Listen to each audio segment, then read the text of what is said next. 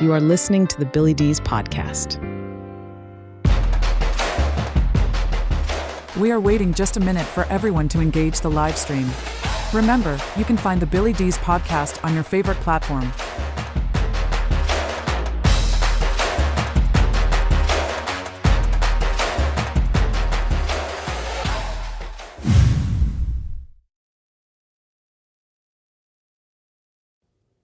All right. Well, hello, everyone. Thank you for joining the live stream. We are live on X and Facebook and a lot of other places. Just to let you know, we wait just a moment for everyone to refresh their browser or their app, whatever they need to do. I'm going to give a formal introduction to Anna here in just a moment. And really appreciate the views the live streams get, although keep in mind the vast majority of listens that we get here at the Billy Dees podcast are on the major platforms. So Apple Podcast, Spotify, Good Pods, all of those. We have a 10-year history of this podcast in its current form, real easy to find. So we appreciate you checking it out. We record the actual podcast that you hear on the platforms in the background. So I'm going to pause just a moment and we'll get going. Thank you very much for checking out the live stream. All right. Well, hello, everyone, and welcome to the program. My name is Billy Dees. If you've never been here before, we are primarily an interview and a commentary-based podcast. You can find the Billy Dees podcast pretty much anywhere podcasts are found. Today, we have a commentary, and we are also live episode. With us today, I'm very pleased, always thrilled to have Anna Madsen. Anna is with us. How are things? Now, you're in Michigan, right? Anna, I am not getting your mic. Okay, there we go. There you go. You muted it. Sorry. That's all right. That's what I get for fiddling with things. Yes, I am in Michigan, and today was like 60 degrees, so I'm pretty happy. Could walk outside without a jacket on. So Yeah, now you guys had some really bad ice, right? It was really bad. Not in my neck of the woods, but yeah, people were without power for like 10 days. It was brutal, or some even longer than that. Yeah, it was really bad up north. Wow. Here in Ohio, now I'm in mid-Ohio, eastern Ohio, and typically we don't get a lot of severe weather. The snow and everything you hear is always up by the snow belt, which is around the Cleveland area, and also that's the one that always hits Buffalo when you hear about Buffalo, the Buffalo Bills playing, and they got that's all the lake effect. So yeah. Yeah, so I'm looking forward to spring. It hasn't here again, not bad. It's just been much cooler than normal. A lot to talk about today. We're going to talk a little bit about, I'm obviously playing word games with the title, Are We on a Ride or a Mission? And that could not only apply to the Blue Origin flight, but it could apply to things in life lately. So, yeah, we're going to talk about that a little bit. Kennedy, our good friend RFK Jr., we got some stuff to talk about with him. And I'm just going to talk a little bit maybe about, I'm kind of curious about Anna's opinion. I might ask her about resurrecting the mammoths and the wolves and everything. I just want to get her opinion. Well, we'll save that for later. And okay. I'm also going to talk about Bill Maher. And if you haven't, followed that, simply put, and I'll go into more detail later, but basically Bill Maher decided, hey, I'm going to visit the president. And the liberals just went crazy over this, or a lot of them did anyway. So, all right, we'll start with Kennedy. That's a very important topic. Kennedy talked about autism lately, and I'm going to play a little clip here. And do you want to point out that he talks about a percentage in this clip? Yeah, we can play the clip and we'll talk about it. All right. Here's the clip. 25% of the kids who are diagnosed with autism are nonverbal, non-toilet trained, and have other stereotypical features, head banging, tactile and light sensitivities, stimming, toe walking, etc. Okay, pretty clear there. He says 25%. Yes. And to set this up a little further, the reaction, I've heard people say, he talks about autism being an epidemic, and I ran across a lot of posts saying, well, my son or daughter isn't an epidemic. And that is not at all what he was saying. Yep. So he did this press conference, I think it was Wednesday, 2 days ago? I don't know. This week. He did a press conference going through all of the new data on autism. And they do it every 2 years. And it's like 2 years old. So it's actually the data from 2022, which is one of the things he talks about that he wants to change. He said, we have the data. We need to start doing it in real time. We need it every year. Regardless, autism went from 1 in 36 to 1 in 31. And he went through every single propaganda point that everyone has, and things that I used to believe in too, that, it's just better testing. Do we really have better testing just the past few years? I mean, Yeah. Does it really change that much? And so he talked all about that, how there was a study in North Dakota years ago, I think like 30 years ago, where they made contact or studied every single child in the state for developmental problems, including autism. So he says if that study was wrong, because it was 3 in 10,000, like 30 or 40 years ago. And he said, if that study was wrong, then you're saying that these researchers just missed 98% of the autistic kids in the state. Like, it's just not possible. Okay. Right. Or you're calling a researcher stupid back then. Like, what else can you say? So he talks about that. And for people that say he's not an expert, they brought out an autism expert, over 20 years, researcher, doctor, clinical psychologist, treats autism patients, and has like 72 peer-reviewed published papers. And he confirmed everything too, that autism is on the rise. It is not like there's more awareness today because there's more autism today. And he explained all of that. But everyone took this one clip of Kennedy saying that, these children, they'll never pay taxes. They'll never hold a job. They'll never write a poem. And people took that and said, like, how dare you? Like, my kid, or I am highly functioning autistic, and I can do all those things. And they completely, of course, take it out of context and miss that clip that you just shared, where he specifically said 25% of cases, not all cases, 25% of cases. And this just gets me really heated because, like, I am so invested in the medical freedom movement at this point. Yeah. Like, I'm just a health nut all around. And a lot of it, like, autism is so prevalent. Like, you can't be in the health movement without touching autism in some way. Sure. So I've had so many people close to me people reach out to me telling me their stories. And anytime I talk about autism, my comment section is flooded with stories. And it's Autism Awareness Month. And these families, there are, young adults. It's not just kids, it's young adults. There's a lot of people between 20 and 32 that this affects, that severe autism we're talking about, where they can't speak. They can't use the toilet. They're in diapers. We have adults in diapers. Yeah. And, a lot of people say, I'm going to keep going on. You can cut me off anytime. But a lot of people say, like, if you're older, like, the older people, they're in homes. And that's why we don't see it in the older generations. But we don't have homes for them. Yeah. Yeah. I just wanted here's an example of what you're talking about. And the tail end of this comment is that he says his son is 31 and autistic, and he is way smarter than RFK will ever be. This is it's something I think there's kind of two facets to this that's pretty common, and it gets into every conversation that we have.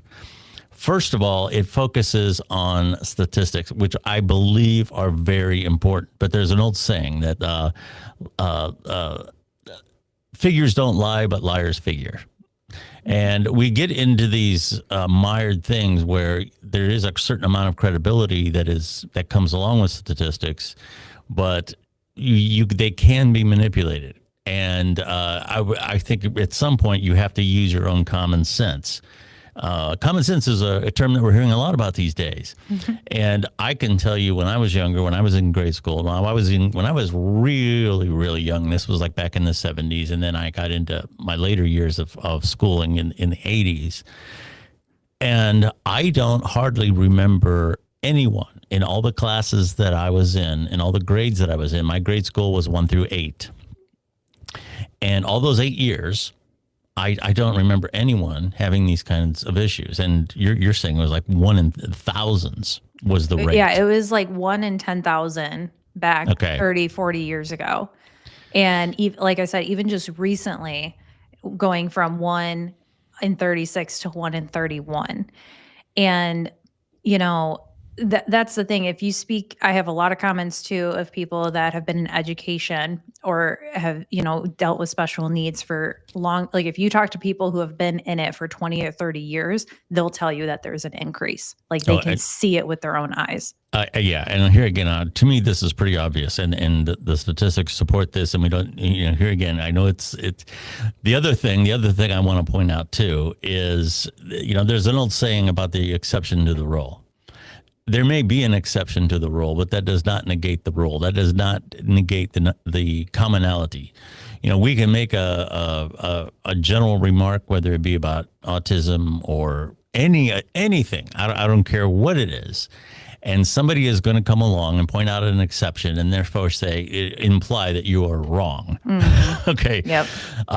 And their experience trumps everyone else's experience. Yes. And here again, so that we can speak and not have to use footnotes and references for every other syllable. That's what generalizations are for.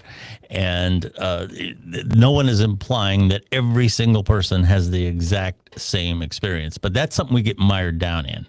So I'm going to throw it to you this way to you. I know a lot of people that have autistic children and to varying degrees, some very mild, some on the spectrum, others, are functioning at the level of the 3rd or 4th grade or what have you. These people have lacked a voice, especially one on the national stage, on the federal stage, someone who gets a lot of attention. These people have lacked a voice for a very long time. And it seems like there's a certain percentage. Here again, we don't have to mill out exactly what it is. But there is a certain percentage who almost resents it. And I don't understand that. Is it because they're getting misinformed about what Kennedy's saying? At this point, I think it could be a couple things. I think people just hate Kennedy so much that whatever he says, they're going to try to dismiss. I think that's one thing. They hear, okay, he thought, kids get autism from vaccines. He said that like 20 years ago. So that's what he's pushing now, even though in this speech, he did not say vaccines once. So I think people are just looking to hate him for anything. So that's why they're taking things out of context. I mean, they do it for a lot of people. I also think in terms of the medical community, and parents too, I think some people might be scared of the guilt that might come with it if we find out what causes it. Like if we find out, we'll just say the controversial one, what happens if it is the vaccines? Like there's a guilt there that's going to come with it that, oh my gosh, I gave this to my child. Like I caused their autism. Yeah. If it's, if it's in water, if it's in food, if it's like, it doesn't matter. Like whatever it is, like I used Roundup at my house and the Roundup triggered something and caused it. Whatever it is, I think that's a little bit of what it is too. And also if it really is environmental, it's probably something really, really dark. That's something that's been hidden for so long that when it comes out, it's going to be like, how has our government allowed this for so long? How did these companies, if a company is doing it, spreading poison somewhere, how did they get away with that? How could they do that? Like, I think this is a very deep psychological answer, I guess. It's multifaceted because there's so many levels to this. It's most It's probably very sinister what is going on here. And a lot of people probably aren't ready to face it. It's easier to say RFK Jr. doesn't know what he's talking about. He's not an expert. They're crazy. Autism is a gift. It makes you special. We should celebrate it. That's more positive, and that's, it makes you feel good inside. But it's really hard to face the fact that 25% of these kids with autism will never have a job. They'll never go on a date. They could barely speak, most of them. And that's the harsh reality. And we need to face it. Yeah. Because you're not seeing these kids, you don't see them out and about. I didn't know about it until just a couple years ago, because these kids don't go to the store because they're often self-destructive, they're loud, and usually a parent stays home with them. And they're in autism centers or whatever have you. That's why you don't see them out in public. So people think that they just don't exist, but they do exist, and we need to acknowledge it. I for those that may be new to the program, every time I have a very prominent creator like Anna on the program, I get some new people listening in. And for those who might be new, one of the things you'll often hear me say is we are addicted to positivity. Everything has to be put in a positive light, no matter what we are talking about. It's almost gotten to the point where positivity is a business now. It's bottled and sold, just like faith is. There's all these self-help things and all this other stuff. And the fact of the matter is one thing you don't hear a lot about is personal discipline, having to face something head on. And the component of that amazes me, in the defense of positivity, we will twist what someone says. One of the quotes that I heard was that, RFK described autism as an epidemic. And one of the people that got mad about that said, my child isn't part of an epidemic. He's a person. And that isn't what they were saying. We could be talking about the flu. If there's a real bad case of the flu going around and you say, oh my God, there's a flu epidemic going around, it doesn't mean your son is any less human because they got the flu. So it's something that people have a need to recognize and a need to address. And I can't piecemeal out the exact numbers here, but I feel that a large part of the autism community that's out there is very happy about the fact that there was at least attention on it. Exactly. Where these things before were ignored. Okay, before we wrap up with RFK, I'm going to ask you this. I watch the news quite often, the national news, and they always anytime there's a story about RFK, they always label him as a vaccine skeptic. Vaccine skeptic RFK was in town today, and he said blah blah blah blah. Okay, is that fair? I mean, I guess it's better than just anti-vax, but because he's not anti-vax by any means. He's like, let's just study them. When you look at everything he's done in his career, and they minimize him to a vaccine skeptic or anti-vax, I think it's pretty disrespectful for everything he's done. He fought for our environment and cleaned up our water and our soil and fought for the little guy. And then they minimize him down to that because one day parents started coming to his door saying, you need to look at vaccines. Like no one else is listening to us. And he dared to just listen to moms because this is a big thing that I just want to make sure I say. These families, a lot of them have been fighting for 20, 30 years to be heard. They swear, there are thousands of parents who swear they gave birth to a healthy child, a healthy, normal, thriving child. And they even had words. They had several words. And then all of a sudden, at 1 or 2 years old, the switch flipped in them and they no longer had words and they didn't have eye contact anymore. And yes, there are parents that believe it was right after giving their child vaccines. There are parents who say it's not the vaccines, it's this, it's that. And all Kennedy is trying to say, all he is doing is saying, let's study everything. Yeah. And some people are criticizing the speed at which he is promising, because he has promised some answers by September. And that's because there's so much data out there already, and we have AI and everything. So yeah, a lot of this we can get answers very soon because we're all tracked, all of our medical records and everything. It's just about actually looking for it. And nobody has looked for this autism data before to find out what's going on. So, it's not fair. I mean, like I said, after, all of his accomplishments he's done in his life, really he's a fighter. And, and even the experts, everyone wants to say, listen to the experts. Well, the experts don't listen to their patients. And RFK Jr. is listening.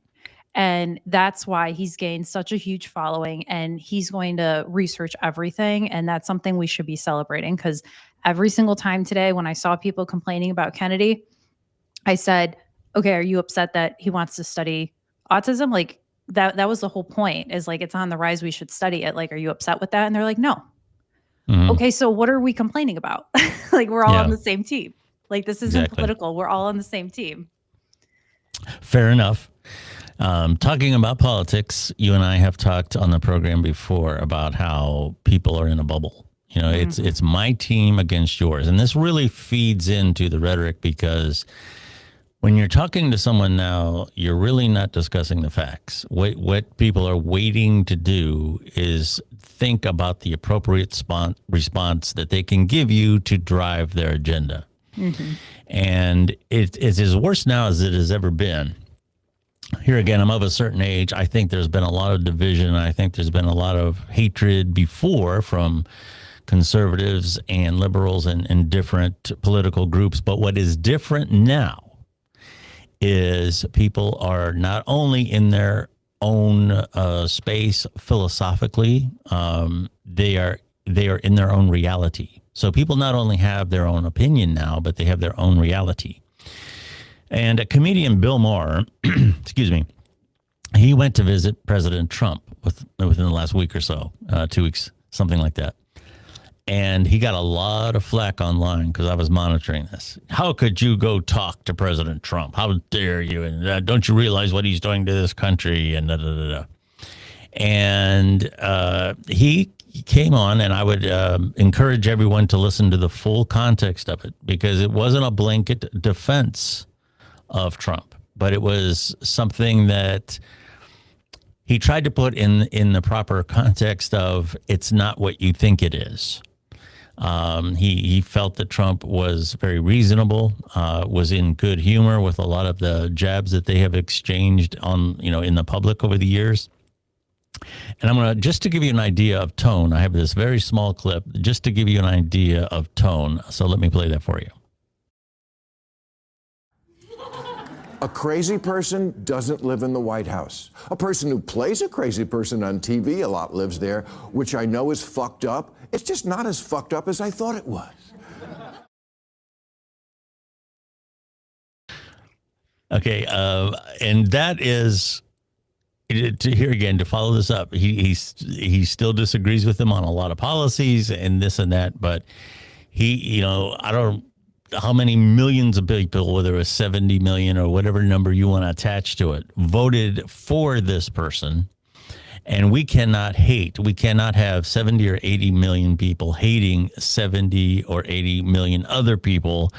We have to be able to talk to each other. We have to be able to coexist. And he felt that this was something that he wanted to do to demonstrate that. I'm paraphrasing it or putting it in my own terms, but that's kind of what I got from the monologue. What do you feel about the state of rhetoric, how the public is approaching topics, and it includes RFK and everything else? How and you actually stepped in the fray. You ran for office. You experienced it firsthand. Is this something, I can't believe that as we progress, that this is a healthy thing for the country? What can turn it around? And what is your opinion of that? I always say we need to go back in time to fix this. We need to start going to the coffee shop and talking to people face to face and having real conversations, because social media thrives on clickbait. That's why they never have normal headings, like RFK Jr. announces autism rate increase. It's always like anti-vax critic blames the Yes. vaccine, it's crazy stuff. So, the media is causing this problem. Social media is causing this problem because normal things are kind of boring. Like, like I just demonstrated when, even people who are on completely opposite sides of this autism, like how they took RFK Jr.'s comments, we could literally break it down and agree that we should still study it. So, and that is so true in so many cases. Environment. Democrats think that we need to fund all of the green energy and, reduce carbon. Republicans don't want to do that. They don't believe in that, but they don't believe that we should just like taint our water and stuff. Like they still think that we should protect our forests and everything. So we still have the same core values. People just have different ideas on how to get there. And we're all imperfect people. Like it's okay. Like Yes. it's okay to disagree. Like I just don't understand where it came from that like you disagree with me. So like I hate you.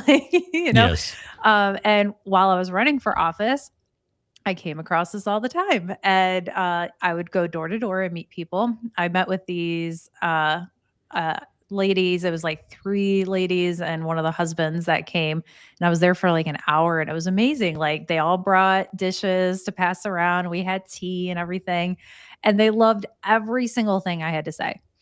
And then at the very end, some of them were like, I would love a yard sign.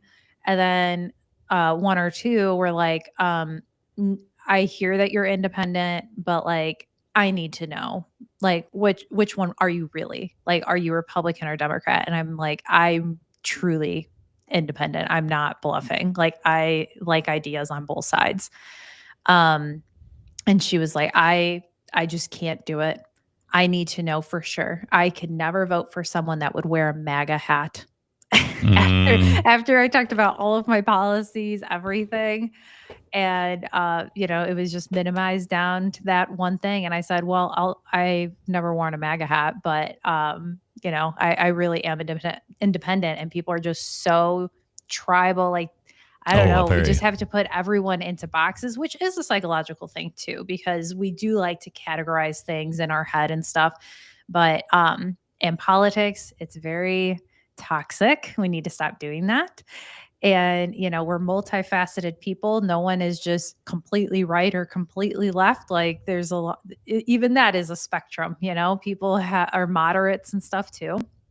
So yeah, we definitely need to figure out a way to move past this. And I think that really starts with in-person conversations, because when you're just a keyboard warrior, you think in your head, you're talking to a crazy person, low IQ, like they don't know what they're talking about.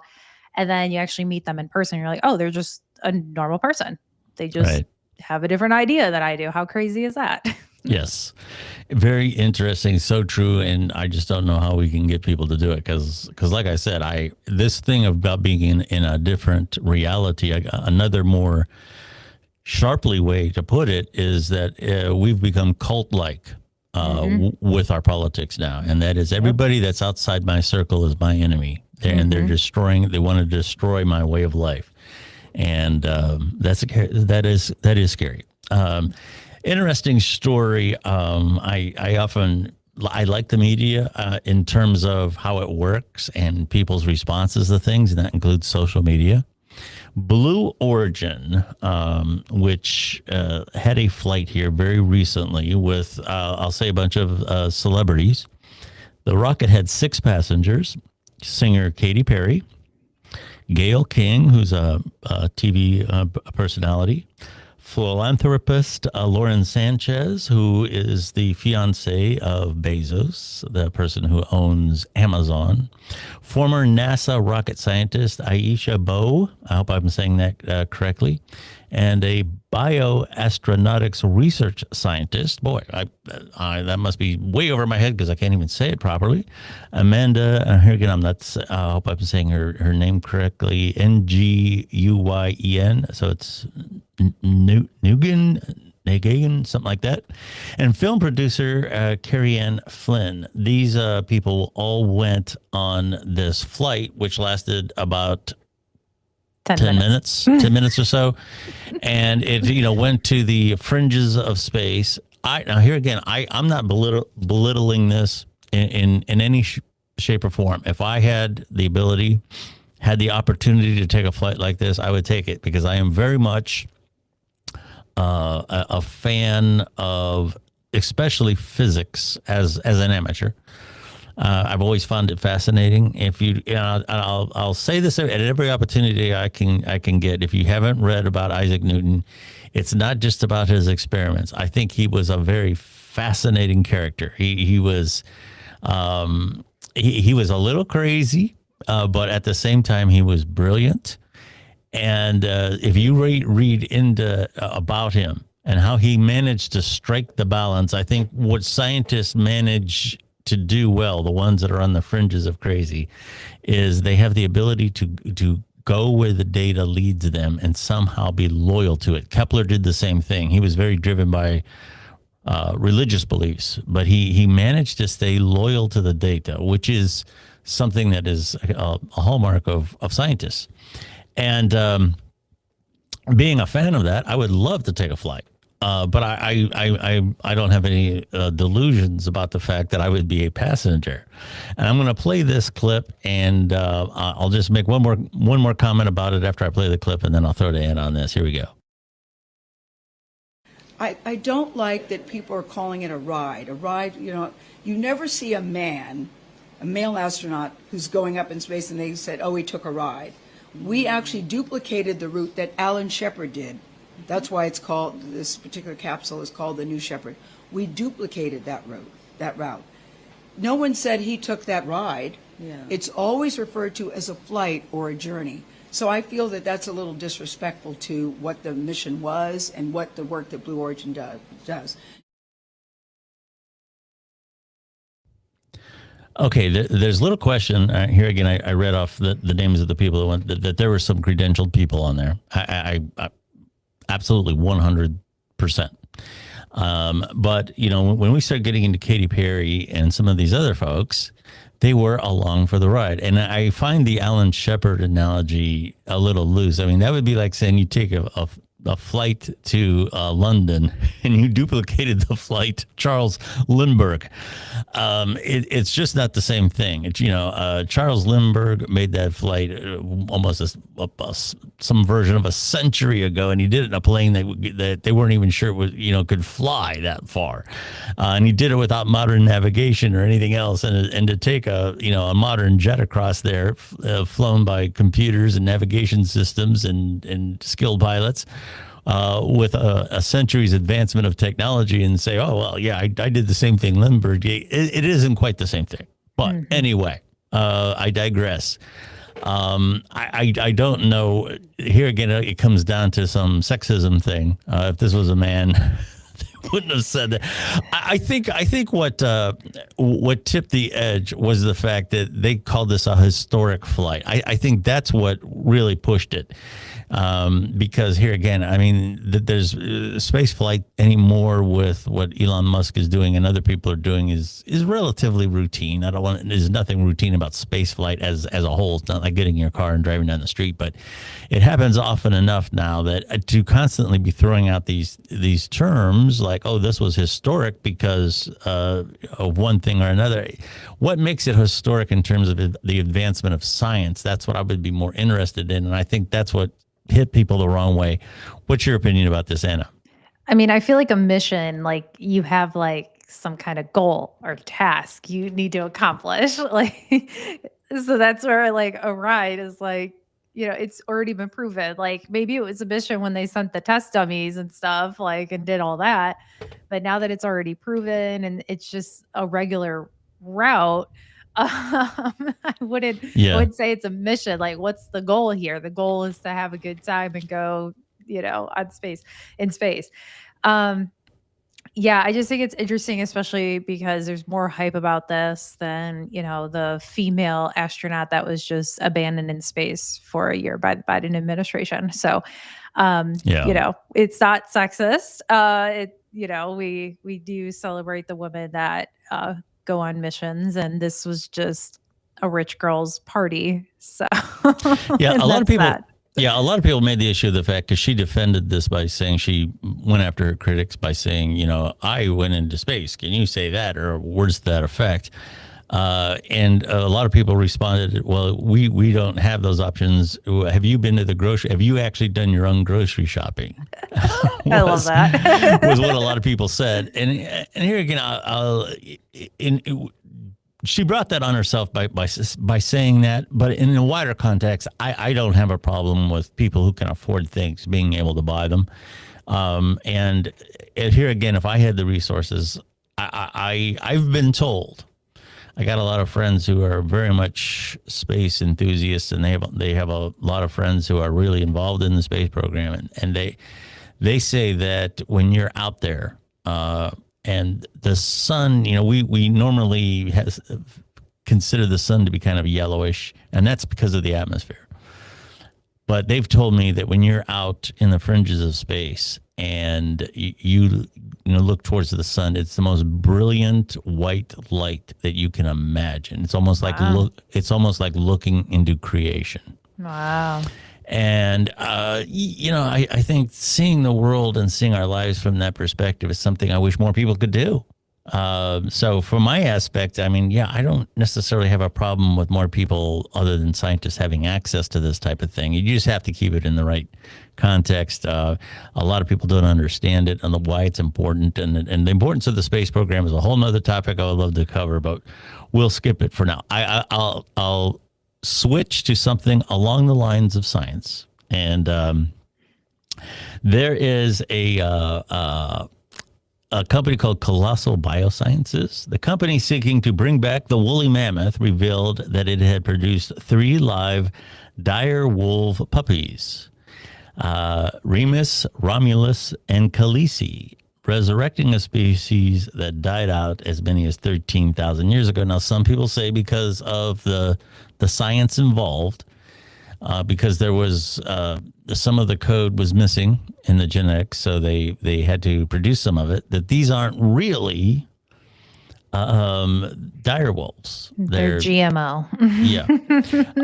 So what say you about this, and what do you say about now the mammoth? I understand because of the fact that they have found soft tissue, with the frozen thing. So it's not just like a skeleton. You have meat, and I would never try, but I know that scientists in the past have cooked a bit of it or tasted it. That's not something I would do because I might be swallowing something that some bacteria or something that hasn't existed for 20,000 years. I wouldn't be doing that. That's true. Yeah. But with that aside, they do have intact DNA. So I'm guessing, and I could be wrong about this, biology is not one of the things that I don't know as much about biology as I do physics, but my guess is they have more intact DNA with the mammoths. So what is your opinion about this? I don't think we should play God. That's just my thing. And a lot of people are like, we've seen this movie before. Sounds a little familiar. I think that this is a dangerous first step, and it's going to lead to GMO humans, basically. Like, they're just going to start playing around with a whole bunch of stuff, and it's just not natural. And every single time these mad scientists get involved, it just hurts more and more, like whatever it is. And that's why I really think like cancer rates and all this chronic disease is on the rise, because every time a scientist is like, I can cure this, I can fix this, I can do this better, it makes it worse. Yeah. Yeah. Okay. Let me throw this out at you because I want to get your response to this. Dogs would not exist without human intervention. Cats, domestic cats in their current form wouldn't exist the way they do, but they're a little bit less interfered with. They have a little bit more of the wild tendencies. But make no mistake, domestic cats, as we know them, would not exist without human intervention. You go to a farm, there isn't a damn thing on a farm that exists in its natural form. The wild ancestor of cattle has been gone for a long time. Okay. And it goes to what they're planting. Corn would not exist the way the natural corn does not look like corn. Sugar cane, nope. Even anything, cotton, any of that stuff does not grow the way that it did naturally. So you would be very hard pressed to find anything that's in its pure natural form that humans haven't tinkered with. Maybe not instantly, like in a biology lab, but over centuries and certainly over millennia. These are things that would not exist without human intervention. Does that change your opinion? Does that raise a question in your mind? What do you mean by human intervention? Like for like cats and dogs, just like different breeds and stuff and like trainings and stuff Sure. like over time. I mean, like I feel like this is like a whole different step, like in a lab and like changing DNA and everything. Like I feel like that's different. Well, we have modified it through selective breeding. For example, dogs, simply put, are not natural animals. They're just not. I know the dog people get mad at me, but actually that's one of the things that I defend about dogs. I think when people say that their dogs experience human emotions and other people get mad at them for saying that they're not humans, I believe that they can experience human emotions because of the fact that they have quite literally been genetically engineered for compatibility with humans over thousands of years. How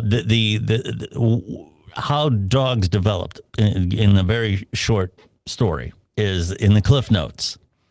Is wolves began following human beings, following around them in groups, and a lot of times they would feed off of scraps. A lot of times they would hang around the campsite and get scraps and what have you.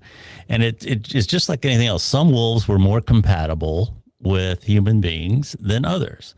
And the ones that weren't stayed in the wild. And the ones that were very compatible with human beings started breeding, hanging around human beings and creating generations that stayed with human beings. And as human beings began this relationship with wolves, they said, oh, this one looks kind of cute. We need more of these kind of cute ones, and more ones that are good at hunting, and more ones that are good at smelling, and blah, blah, blah, blah, blah. And over the centuries, and as the millennia piled on, we ended up with stuff that looks nothing like the original animal. A Chihuahua does not resemble a wolf, but its DNA is built on the same code. And every dog is the framework of a wolf. And here again, this would not have happened had it not been for human beings. And I know here again, I know a lot of people get mad. I see that as kind of like natural selection, I guess. Like if certain ones started hanging around humans, it's a good analogy, but it's not natural selection; it's human selection. Yeah, I don't know. I think we shouldn't be. I think there's some mad scientists out there, and I don't think we should be tinkering around. I'm not convinced.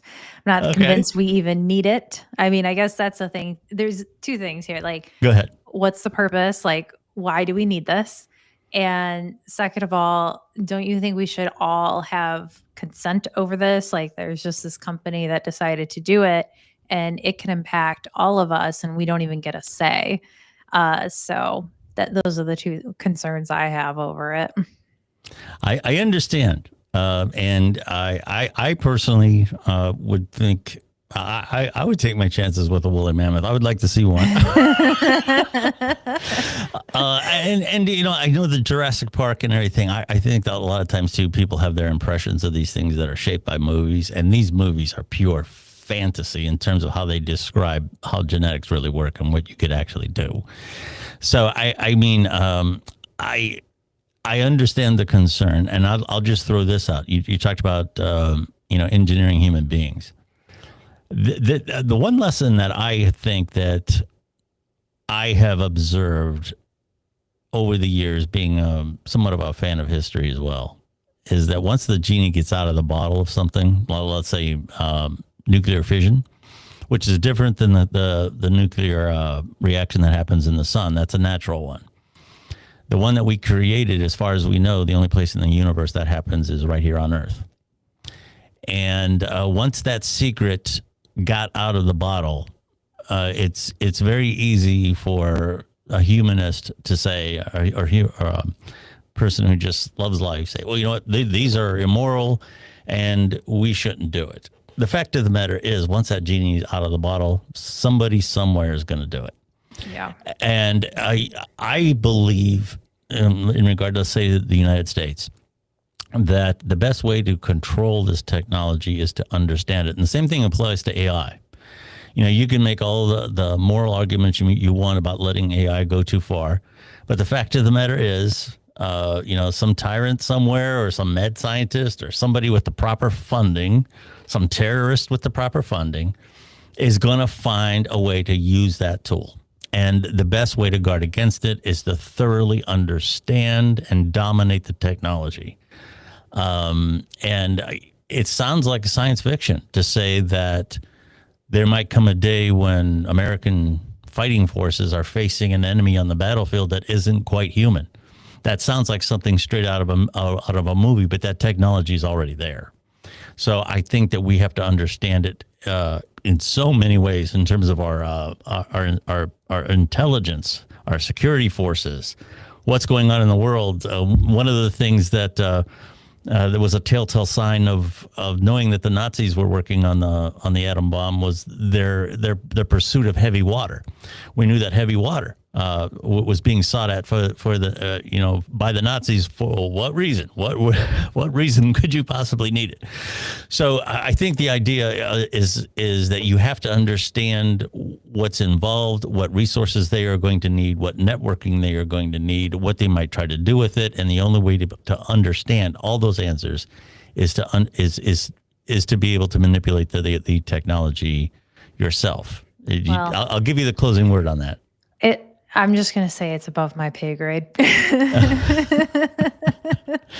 Well, just because I can't thoroughly describe something from beginning to end doesn't mean I don't understand how it could impact my life. And I know it's an uncomfortable decision. It's an uncomfortable thing to consider, that so many things we thought about life can be so easily manipulated now. I think that's the scary part. It isn't that we haven't done it in other ways in the past, but what took centuries or millennia to do before can be done pretty much instantly.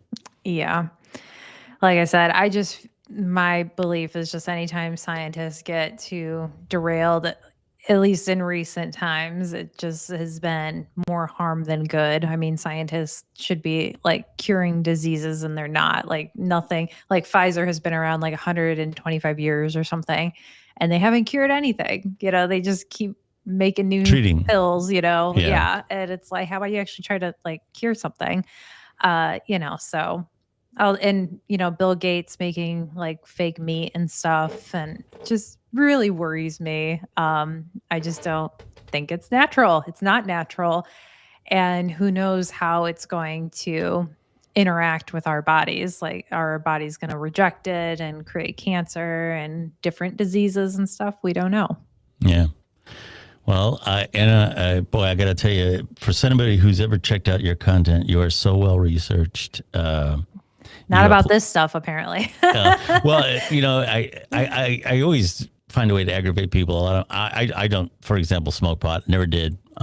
Never developed a taste for alcohol. But I got a lot of buddies who certainly partake in smoking weed. And one of the things they always tell me, well, it's natural. It grows out of the earth. The stuff you're smoking ain't.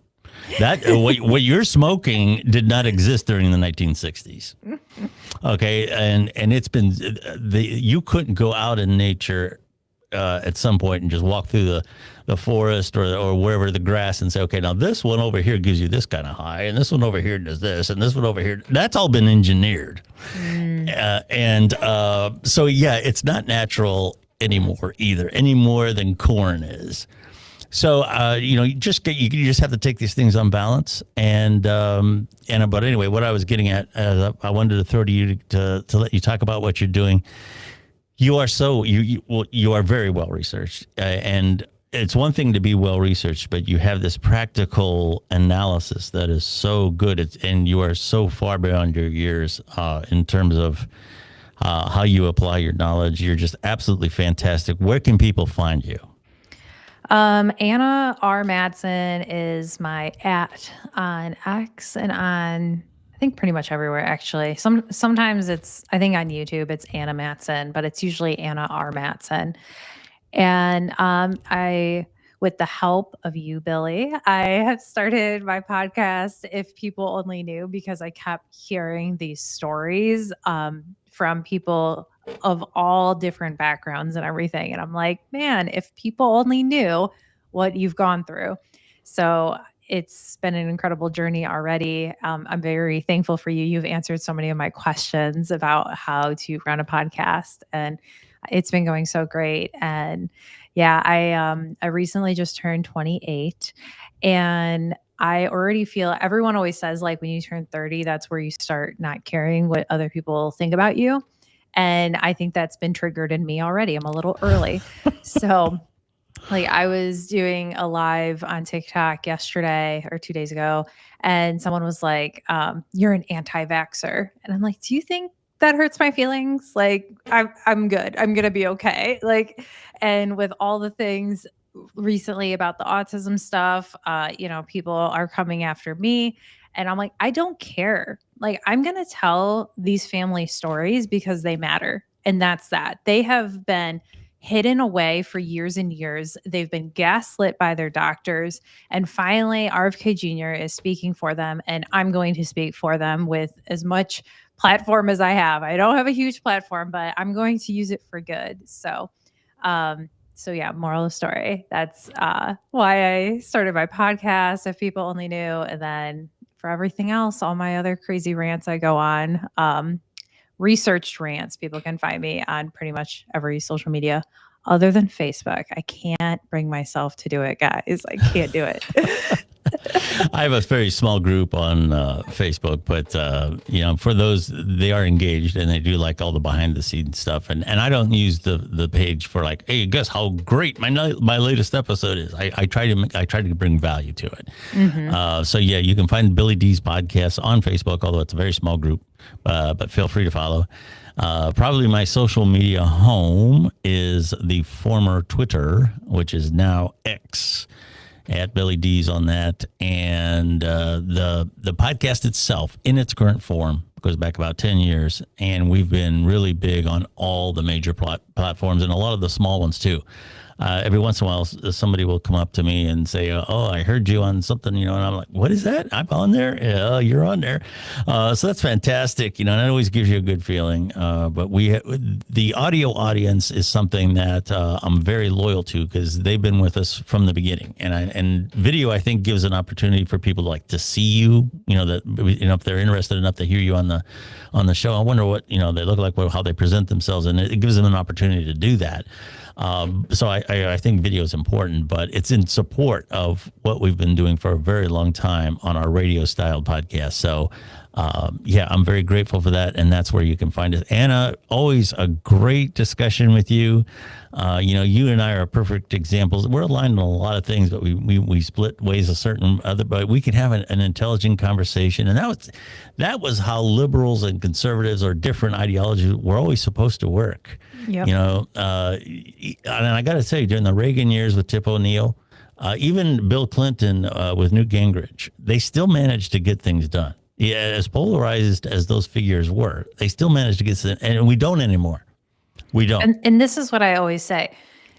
The Congress was built on disagreement.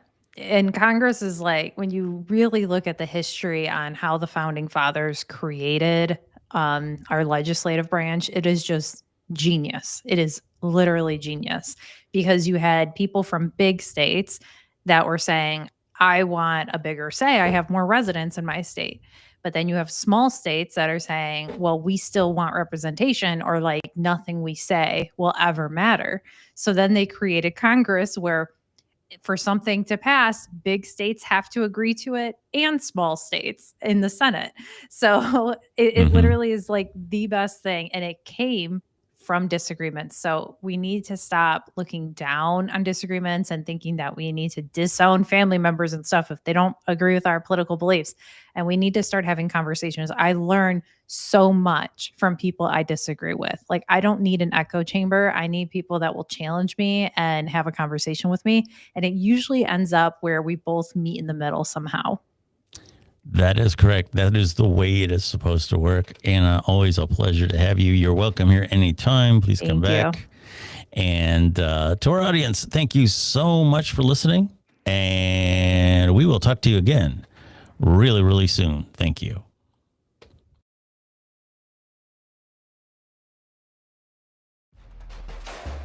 Thank you for listening to the Billy Dees podcast. Follow Billy Dees on X @BillyDees for updates about the program. Do you listen to music or audiobooks on streaming devices such as Sonos or Amazon speakers? How about on your car sound system? If you use Spotify, Audible, or Amazon Music on any of these systems, you can also listen to the Billy Dees podcast the same way. Billy and his team go the extra mile to make sure our podcasts sound as good or better than anything on the radio. Listening to the Billy Dees podcast has never been easier. You literally just have to ask.